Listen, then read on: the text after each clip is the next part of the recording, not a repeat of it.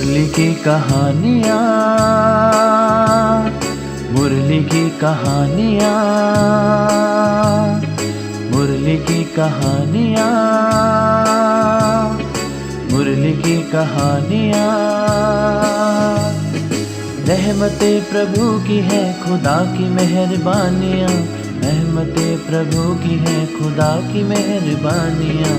मुरली की कहानियाँ, मुरली की कहानियाँ।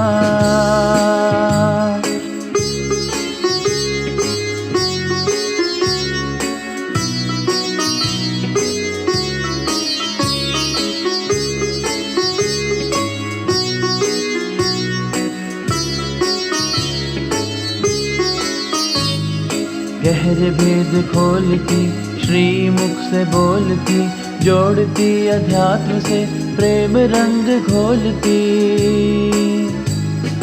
गहरे भेद खोलती, श्री मुख से बोलती, जोड़ती अध्यात्म से प्रेम रंग घोलती। सद्गुणों की खानियाँ, ये मुरली की कहानियाँ, मुरली की कहानियाँ,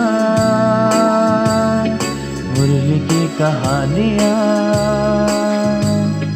मुरली की कहानियाँ,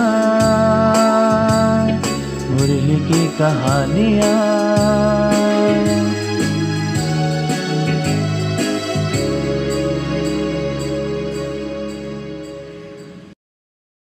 ओम शांति। आप सभी का आध्यात्मिक कहानियों की श्रृंखला में आज बहुत बहुत स्वागत है। आज हम आपके लिए एक नई कहानी लेकर के आए हैं। यह कहानी जानपद कथा से ली गई है। इस कहानी का शीर्षक है गुल बकावली। तो दोस्तों, आइए चलते हैं हमारी आज की कहानी की ओर।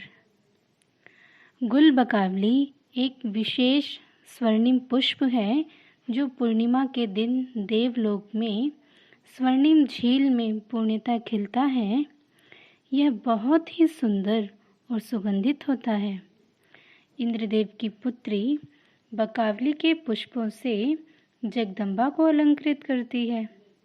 इस पुष्प की विशेषता यह है कि अंधे व्यक्ति की आँख को इसे लगाने से उसे पुनः दृष्टि प्राप्त हो जाती है। मनुष्य लोक में एक बार शिव भक्त राजा प्रचंड के पुत्र ने देवलोक से यह पुष्प लाकर अपने पिता की आंखों पर रखा तो उन्हें पुनः दृष्टि प्राप्त हुई।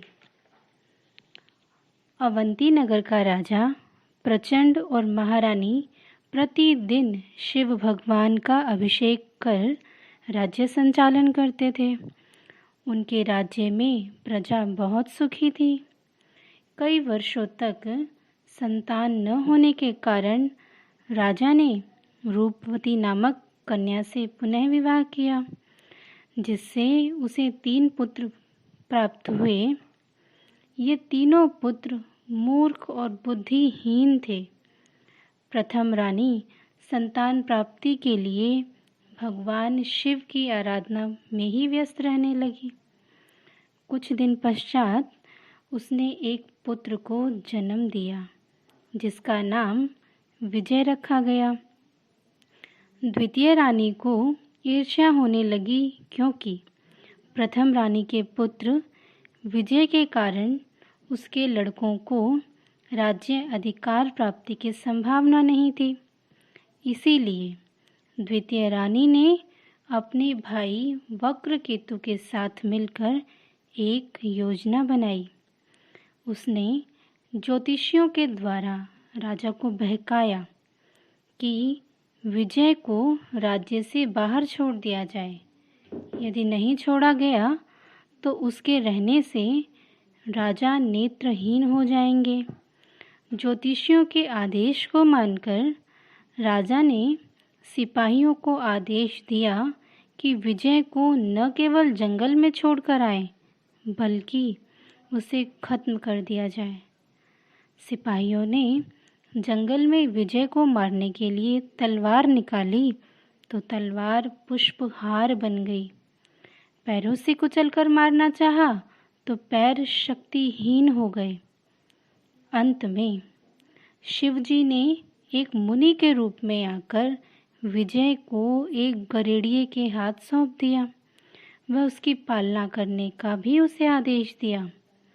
दिन प्रतिदिन विजय बुद्धिमान और चतुर होने लगा और सर्व विद्याओं में निपुण हो गया। उधर राजभवन में वक्रकेतु ने योजना बनाई कि किसी भी तरह राजा को अंधा बनाकर स्वयं राज्य करें। इस योजना को क्रियान्वित करने के लिए उसने राजा को शिकार करने के लिए जंगल जाते समय दूध में एक तरह की दवा मिलाकर पिला दी। धीरे धीरे राजा की दृष्टि कम होती गई और ठीक उसी समय जब वह पूरा अंधा होने वाला था, उसको सामने विजय दिखाई दिया। इसके तुरंत बाद ही राजा अंधा हो गया। राजा ने विजय को पहचान लिया कि यही उसका बेटा है। विजय को भी माँ द्वारा संपूर्ण जन्म का रहस्य मालूम हुआ। एक बार विजय अपने माता पिता से मिलने जब छिपकर महल में पहुंचा तो वहीं उसे मालूम हुआ कि देवलोक से गुलबकावली पुष्प लाकर पिता की आंखों पर रखने से उन्हें पुनः दृष्टि प्राप्त हो सकती है। विजय ने गुलबकावली पुष्प लाने के लिए प्रस्थान किया। रास्ते में एक शहर में युक्तिमती नामक एक युवती रहती थी। वो बहुत लोगों को जुए के खेल में हराकर अपने पास बंदी बनाकर रखती थी। शर्त यह थी कि जो उससे हराएगा, युक्तिमती उसी से शादी करेगी। वास्तव में वह अपनी युक्ति से ही खेल में जीत पाती थी। इस खेल के बीच में एक बिल्ली के सिर पर दीपक रख उसके आगे चूहा छोड़ दिया जाता था, जिसे पकड़ने के प्रयास में बिल्ली दौड़ती थी तो दीपक नीचे गिर जाता था और अंधेरा हो जाता था। अंधेरे में वह युवती खेल को अपने पक्ष में कर सभी को हरा देती थी। विजय ने युक्तिमती की यह युक्ति पहचान कर उससे खेलने के लिए एक बूढ़े व्यक्ति के वेश में जाकर उसे हरा दिया और शर्त के अनुसार उससे विवाह किया। विजय गुलबकावली का पुष्प लाने के लिए पूर्णिमा के दिन देवलोक पहुंचा। वहां स्वर्णिम झील में खिले हुए गुलबकावली के पुष्प उसे दिखाई दिए। उन पुष्पों को मनुष्य लोक तक लाने हेतु विजय को अनेक विघ्नों का सामना करना पड़ा, परंतु अंत में विजय ने पुष्प को पिता की आंखों पर रखकर उन्हें दृष्टि प्राप्त कराई और राजद्रोही वक्रकेतु का संहार किया। विजय का युवराज के रूप में राज्य दरबार में अभिषेक हुआ। तो दोस्तों, यह थी हमारी आज की कहानी। तो आइए इस कहानी का आध्यात्मिक भाव, आध्यात्मिक रहस्य जानने के लिए आज हम चलते हैं पूनम दीदी जी के पास। ओम शांति। आज हम सब ने गुलबकावली की कहानी सुनी। गुलबकावली जो कि एक स्वर्णिम पुष्प का नाम है और उस पुष्प की कहानी के अनुसार हमने विशेषता सुनी कि अंधे व्यक्ति की आँखों पर अगर वो लगाया जाए तो उसको पुनः दृष्टि की प्राप्ति हो सकती है। तो कहानी के अंदर ही हमने देखा कि किस प्रकार से राजकुमार जब गुलबकावली का पुष्प लेने के लिए जाता है तो रास्ते में उसको अनेक कठिनाइयों का, अनेक विघ्नों का सामना करना पड़ता है और अंत में उसकी विजय हो ही जाती है। और वो जो राजद्रोही जो कि उसके रास्ते में बार बार विघ्न डाल रहा था, जिसने राजा को भी अंधा कर दिया था, उसको अंत में वो अपने रास्ते से हटाने में सफल हो जाता है। उस गुल बकावली पुष्प को प्राप्त करने के लिए उसको ये सब सहन करना पड़ता है।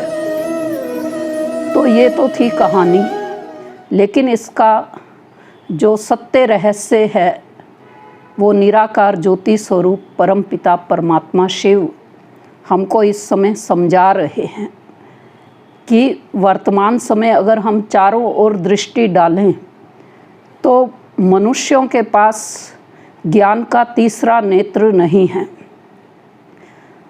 अज्ञानता के कारण से वो रोज़ मंदिर में जाकर के भगवान के आगे गा रहा है, नैनहीन को राह दिखाओ प्रभु, पग पग ठोकर खाऊं रे। दो नैन उसके हैं, लेकिन फिर भी उसके पास जो नेत्र नहीं है उसके बारे में वो भगवान से प्रार्थना कर रहा है कि मुझे वो ज्ञान का तीसरा नेत्र दे दो। तो क्यों वो प्रार्थना कर रहा है? क्योंकि परमात्मा ने इसका रहस्य समझाया कि मनुष्य आत्माएं जब इस संसार रूपी रंगमंच पर पार्ट प्ले करने के लिए परम धाम से नीचे आती हैं, जन्म मरण में आते आते धीरे धीरे आत्माएं ये भूल जाती हैं कि मैं आत्मा हूँ, देह के अभिमान में आ जाती हैं, विषय विकारों के वशीभूत हो जाती हैं।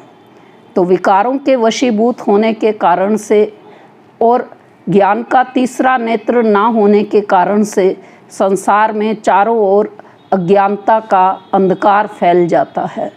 जिस अंधकार में मनुष्य ये गाता भी रहता है, ठोकरें भी खाता रहता है, दुखी परेशान अशांत भी होता रहता है और प्रभु से ज्ञान का नेत्र देने की प्रार्थना भी करता रहता है। कलयुग के अंत में जब ये स्थिति संसार के और मनुष्यों की बढ़ चुकी होती है, तभी परम पिता परमात्मा जो कि ज्ञान के भंडार हैं, वो मनुष्य आत्माओं को ज्ञान प्रकाश रूपी पुष्प के द्वारा ज्ञान का तीसरा नेत्र प्रदान करते हैं। ज्ञान के तीसरे नेत्र के मिलते ही मनुष्य आत्माओं को जब स्वयं का ज्ञान हो जाता है, प्रभु पिता का मालूम चल जाता है, समय का सृष्टि ड्रामा का ज्ञान मिल जाता, कर्मों की गहन गति का मालूम चल जाता है, तो वो इस ज्ञान मार्ग पर चल पड़ता है। और जब वो इस ज्ञान मार्ग पर चलता है तो उसके सामने अनेक कठिनाइयाँ भी आती हैं, अनेक विघ्न भी आते हैं। जैसे हमने कहानी के अंदर ये बात सुनी कि जब राजकुमार जो है गुल बकावली पुष्प की तलाश में निकल चुका था और रास्ते में एक राज्य में जब वो रुक करके पासे खेलने लगा, तो जो बिल्ली बीच में जिसके ऊपर मोमबत्ती रखी हुई थी और उस प्रकाश के अंदर जब वो खेल रहा था और मोमबत्ती गिर गई, अंधकार फैल गया, तो जो राजकुमारी जो चैलेंज करती थी उसने पासे बदल दिए थे। लेकिन क्योंकि राजकुमार को ये सब बातें मालूम थी तो वो उसका समाधान पहले से ही लेकर के चला था और अंत में उसने जो बिल्ली विघ्न डाल रही थी उसको अपने रास्ते से हटा करके विजय प्राप्त की थी। तो ठीक इसी तरह से आज अज्ञानता के अंधकार में मनुष्य आत्माएं भटक रही हैं, लेकिन जिनको ज्ञान मार्ग का रास्ता मिल चुका है और जो इस रास्ते पर चलती हैं आत्माएं, तो उनके स्वयं के कर्मों के हिसाब किताब के कारण से भी विघ्न कठिनाइयाँ आती हैं। जो इस ज्ञान को नहीं सुनते समझते हैं उनके द्वारा भी आती हैं। और सबसे बड़ी बात जो परमात्मा ने समझाई कि इस समय माया का राज्य है, मनोविकारों का राज्य है, मनुष्य आत्माएं विकारों के वशीभूत हैं। तो इसलिए जो विकारों रूपी माया बिल्ली वो बार बार ज्ञानी योगी आत्माओं के रास्ते में विघ्न पैदा करती, अवरोध बाधाएं पैदा करती है। लेकिन क्योंकि गुल बकावली जैसा पुष्प अर्थात ज्ञान प्रकाश का पुष्प जो परमात्मा इस समय मनुष्य आत्माओं को देते हैं, जो साथ रखने से, जिसका प्रयोग करने से, ज्ञान का मनन चिंतन करने से अंधकार में से रास्ता दिखाई देता जाता और अंत में मनुष्य आत्माएं ज्ञान योग के बल पर विजयी हो जाती हैं, माया को जीतने में सक्षम हो जाती, माया जीत प्रकृति जीत बन जाती हैं। जिस प्रकार से राजकुमार ने अपने विरोधी पक्ष को हरा दिया था, इसी प्रकार से मनुष्य आत्माएं भी इस समय परमात्मा शिव से दिव्य शक्तियां लेकर के मनोविकारों रूपी माया जो विघ्न अवरोध पैदा कर रहे हैं, उन पर ज्ञान प्रकाश के द्वारा विजयी होती जा रही हैं। ओम शांति।